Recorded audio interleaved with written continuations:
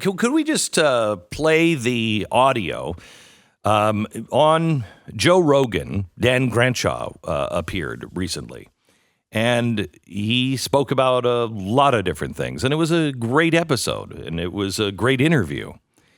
Well, the Young Turks didn't like it too much, and in response to the Joe Rogan, Dan Crenshaw interview, Hasan Piker of the Young Turks mocked Crenshaw's lost eye. He also went on to say that America deserved 9/11. Here he is. I can't do it. This guy has the understanding of foreign policy of like a 12-year-old. What the is wrong with this dude? Didn't he go to war and like literally lose his eye because some mujahideen, a brave soldier, his eye hole with their Isn't that how he lost his dumbass eye? Because he got his eye hole by a brave soldier? Didn't he learn that there's a difference between like military bases and diplomacy?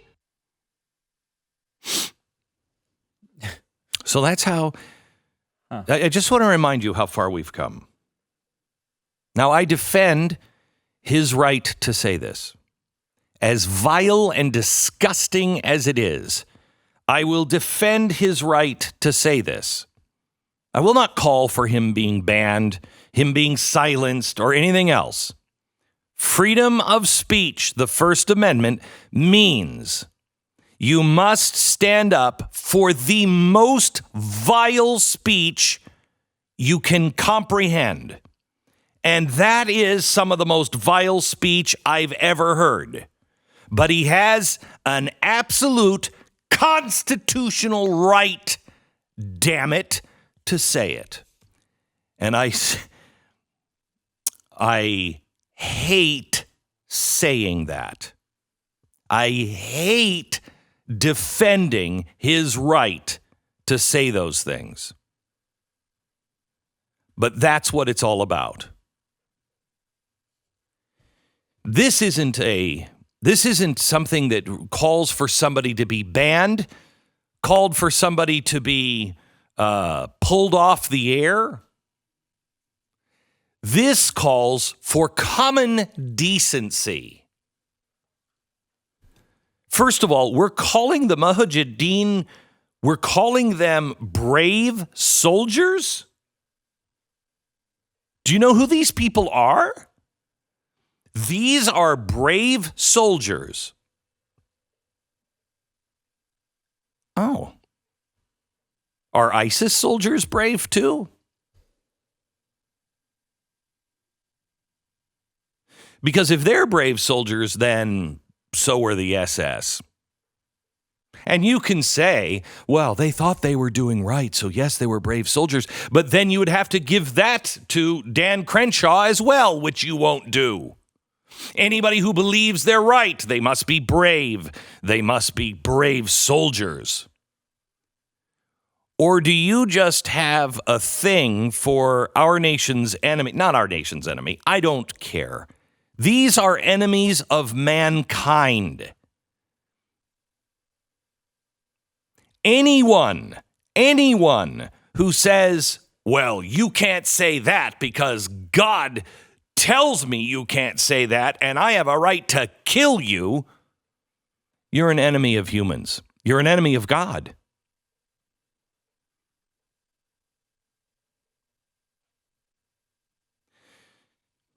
How could I say that? Well, because I know for a fact Hasan Piker is my brother. Through God. He's not my favorite brother. He's not even close to my favorite brother. He's not a brother I like, one I want to hang out with. He is one that I would have a hard time remaining civil in the same room with, but he is my brother, and I know my Father in heaven loves him. He's probably weeping, but he loves him. Oh, my gosh. But here's what the real problem is. The Young Turks are responsible, literally responsible for the squad. They're the ones who helped put all this together. They're the ones who are finding the most radical and getting them elected and then protecting them. These are not normal Democrats. These are revolutionaries. Hey, Stu, it's kind of funny. They named themselves the Young Turks, and I'm sure they didn't know what the Young Turks did. Could you just do a quick search for the term Young Turks? And let's remind everybody who the Young Turks really were. Do you have that? We've talked about it before. Yeah. To pull it out of my memory, it's probably a bad idea just because I don't remember. It's been a while since we've done the history on it.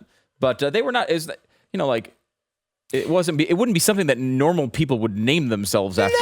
No. There was a pretty ugly element of that revolutionaries. There was, also a little bit of genocide. Yeah. So if you're fine with a little bit of genocide, you're okay. You call yourself the Young Turk. Yeah, but here's a nice little sentence for you. The Armenian genocide was the Young Turk government's systematic extermination of Armenian subjects. An estimated 1.5 million people were killed. Yeah, so, I don't know. We should just call ourselves the Stormtroopers. That's what the Young Turks are. That's what they did. And these guys are naming themselves after them. And that getting should tell you millions of something. dollars of capital funding, which has always been incredible to Well, me. that's what I also wanted to talk about. I believe it was Jeffrey Katzenberg that has given them an awful lot of money. He and others. $20 million investment in the Young Turks. Anybody who is funding these people, if you cannot hide behind, no, I'm trying to be, normal American. I just want things to calm down. I'm just looking for the truth. You can't hide behind that. I want to expose all of the funders behind the Young Turks. You should be ashamed of yourself. And America should know who you are.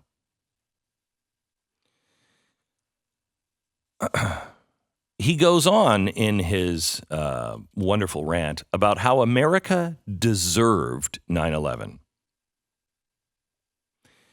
All right, there's a conversation that should be had in this country, and I think we are kind of having it already. I think most people know that, our foreign policy, the progressive foreign policy, the progressive Republicans and the progressive Democrats that we have followed over the last 100 years doesn't work. It doesn't work. It's not good. Look at what happened to the Middle East.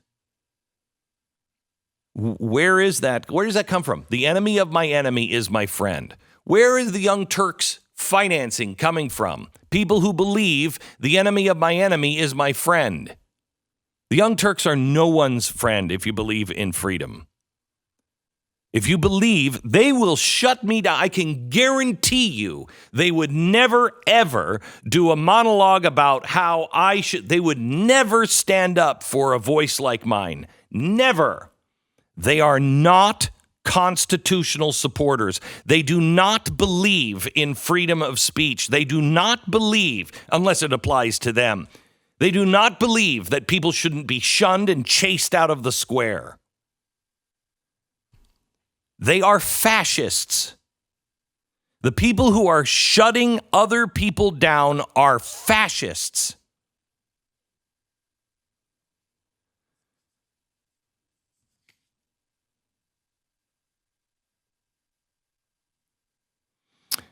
I want to talk to you about a guy that we had on yesterday. I spoke to him last night, and this guy's a Democrat. This guy voted for the Clintons and was a big supporter of the Clintons forever. And he is investigating Google He voted for Hillary Clinton in 2016. He's not exactly on our side. If you view everything as a political team, but if you view what's going on in the world as there's the team freedom and the team fascist, communist, totalitarian, or absolute anarchy, I'm on team freedom.